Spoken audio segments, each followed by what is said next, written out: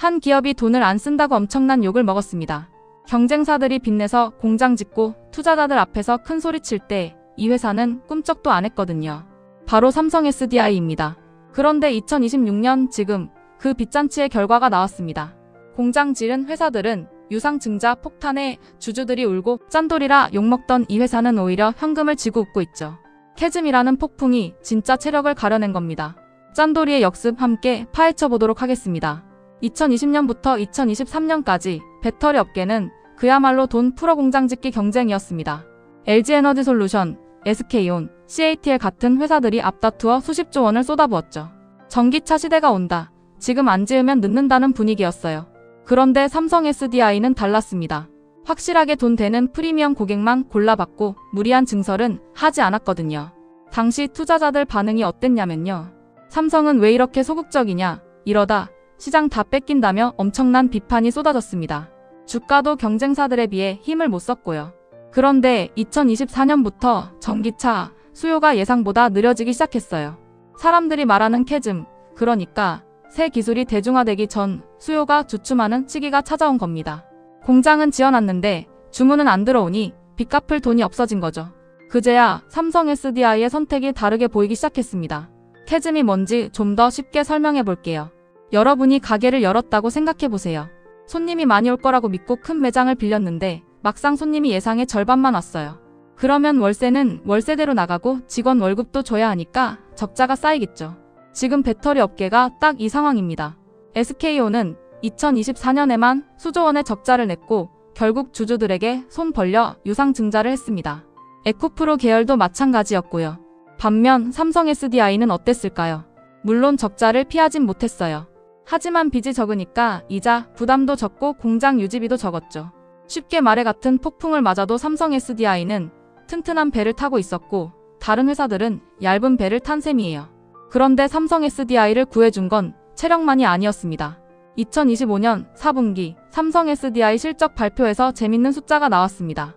전기차 배터리는 여전히 부진한데 ESS 부문이 역대 최대 매출을 찍은 거예요. ESS가 뭐냐면 에너지 저장 장치입니다. 쉽게 말해 거대한 보조 배터리라고 생각하시면 돼요. 낮에 태양광으로 만든 전기를 저장해뒀다가 밤에 쓰는 식이죠. 그런데 왜 갑자기 ESS가 터졌을까요? 바로 AI 데이터 센터 때문입니다. 챗GPT 같은 AI를 돌리려면 어마어마한 전기가 필요한데 미국에서 데이터 센터가 폭발적으로 늘어나면서 전력 수요가 감당이 안 되는 거예요. 그래서 대형 ESS를 설치해 전기를 미리 저장해두는 수요가 급증한 겁니다. 삼성 SDI는 이 시장에서 프리미엄 제품으로 승부를 걸었고 제대로 맞아떨어졌죠. 전기차가 쉬어가는 동안 ESS가 대타로 나선 셈입니다. 최근 증권사들의 움직임이 심상치 않습니다. KB증권을 비롯한 여러 증권사가 삼성 SDI 목표가를 대폭 올렸거든요. 그 이유가 뭘까요? 바로 ESS 성장세와 2026년 하반기 흑자 전환 기대감입니다. 분석가들은 이렇게 말합니다. 전기차만 보면 아직 어두운 터널이지만 ESS까지 합치면 얘기가 달라진다고요. 실제로 삼성 SDI의 ESS 수주잔고가 역대 최고 수준으로 쌓여 있어요. 수주잔고란 아직 납품하지 않은 주물량을 말하는데 이게 많다는 건 앞으로 매출이 꾸준히 들어온다는 뜻이거든요. 거기에 전기차 쪽도 프리미엄 하이니켈 제품 위주로 수익성이 개선되고 있습니다. 증권가가 괜히 목표가를 올린 게 아니었어요. 그런데 삼성 SDI의 진짜 승부수는 따로 있습니다. 2026년 3월 인터배터리 전시회가 열렸습니다. 배터리 업계의 가장 큰 행사인데요. 여기서 삼성 SDI가 깜짝 발표를 했어요. 바로 전고체 배터리입니다. 전고체가 뭐냐면 기존 배터리 안에 있는 액체 전해질을 고체로 바꾼 거예요. 그러면 뭐가 좋으냐고요? 폭발 위험이 거의 없고 같은 크기에 더 많은 에너지를 담을 수 있습니다. 그런데 진짜 놀라운 건 따로 있어요. 삼성 SDI가 공개한 전고체 배터리는 전기차용이 아니었거든요. 휴머노이드 로봇, 그러니까 사람처럼 생긴 로봇에 들어가는 배터리였습니다. 로봇은 몸집이 작으니까 배터리도 작아야 하고 사람 가까이에서 움직이니까 폭발하면 안 되잖아요. 전고체가 딱인 거죠. 2027년 세계 최초 상용화를 목표로 하고 있다는데 이게 성공하면 게임의 판이 완전히 달라집니다. 왜 갑자기 로봇이냐고요? 지금 전 세계에서 가장 뜨거운 투자 테마 중 하나가 바로 휴머노이드 로봇입니다.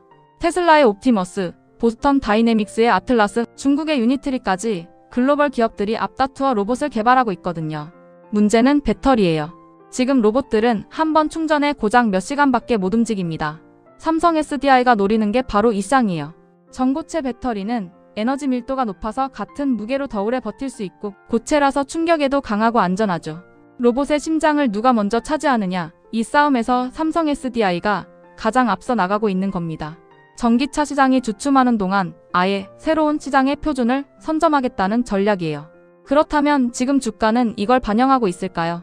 지금 삼성 SDI 주가를 보면 솔직히 좀 억울합니다.